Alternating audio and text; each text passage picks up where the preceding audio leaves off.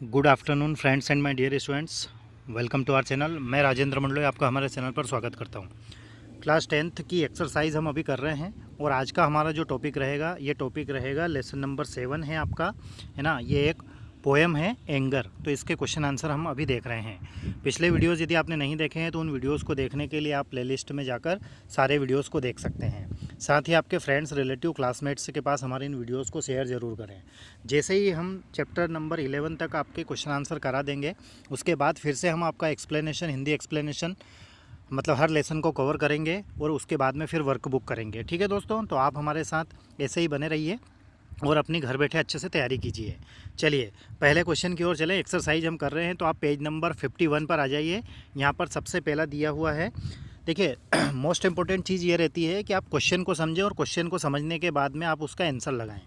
तो right rhyming words for these words from the poem, मतलब कविता से ऐसे शब्दों को निकालना है जिनकी राइमिंग इन शब्दों से मैच कर रही हो। जैसे फेस, तो फेस का क्या होगा? प्लेस। देखिए face place, ear tears, wing king, trice vice. देखो इनका जो लय है ना, तुकबंदी जिसको हम बोलते हैं, ये एक जैसी है। जैसे फेस का प्लेस, ईयर का टीयर्स, है ना, विंग का किंग और ट्राइस का वाइस, तो इसको बोलते हैं राइमिंग वर्ड्स। ठीक है दोस्तों, अगले क्वेश्चन की ओर चलें।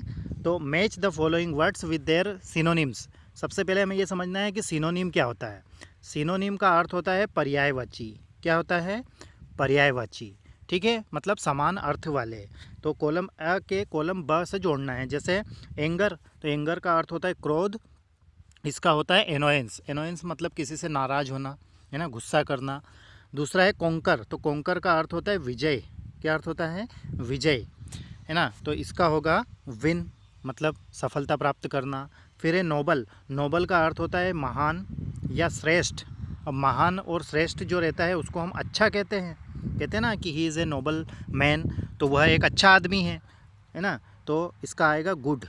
अगला है पीस, पीस का अर्थ होता है शांति, तो शांति मतलब काम, चौथे नंबर वाला। ठीक है दोस्तों, आगे बढ़ते हैं। तो क्वेश्चन नंबर सी वाला है, arrange the words given below in the column according to the qualities they represent. ये वर्ड्स दिए गए हैं, इनमें कुछ पॉजिटिव क्वालिटीज़ है और कुछ नेगेटिव क्वालिटीज़ है ना। पॉजिटिव मतलब सकारात्मक, नेगेटिव मतलब नकारात्मक क्वालिटीज़।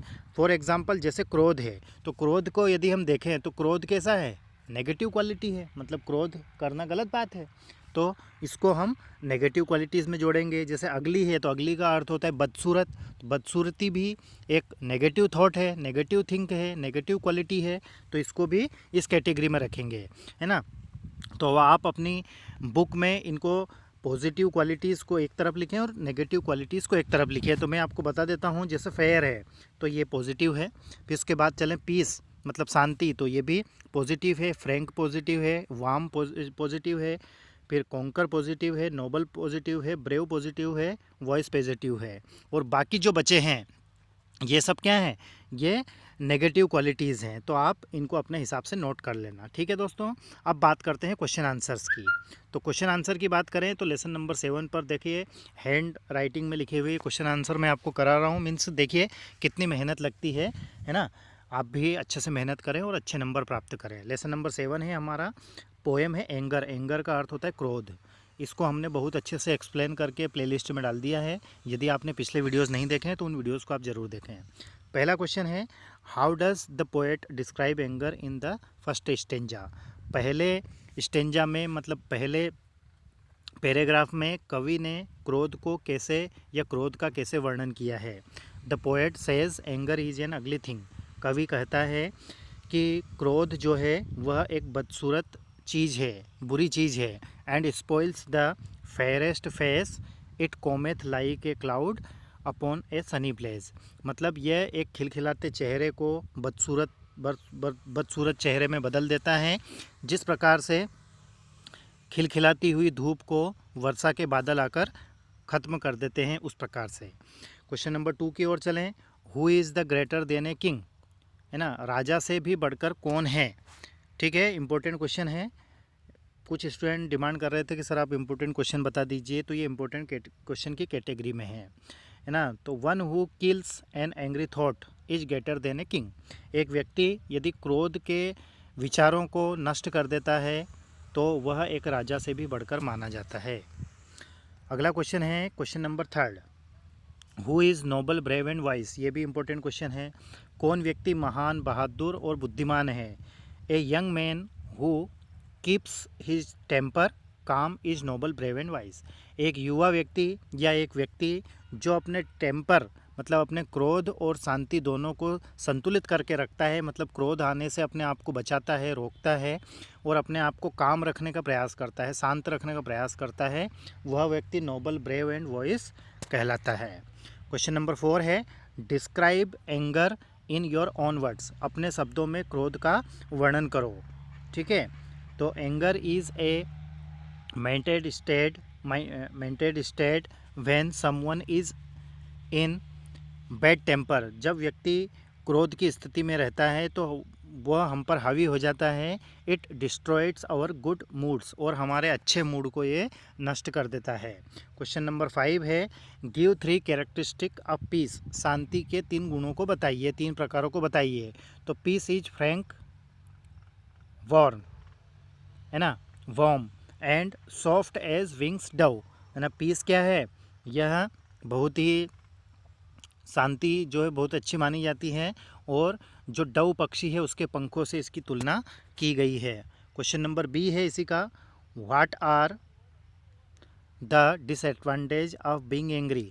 क्रोधित व्यक्ति होने के 3 अवगुण बताइए। माफ़ कीजिएगा, के अवगुण कौन कौन से हैं या डिसएडवांटेज कौन कौन से हो सकते हैं। तो anger is a bad thing, क्रोध एक बुरी चीज़ है। It snatches away the charm of a face, यह चेहरे की चमक, चेहरे की आभा को खींच लेती है।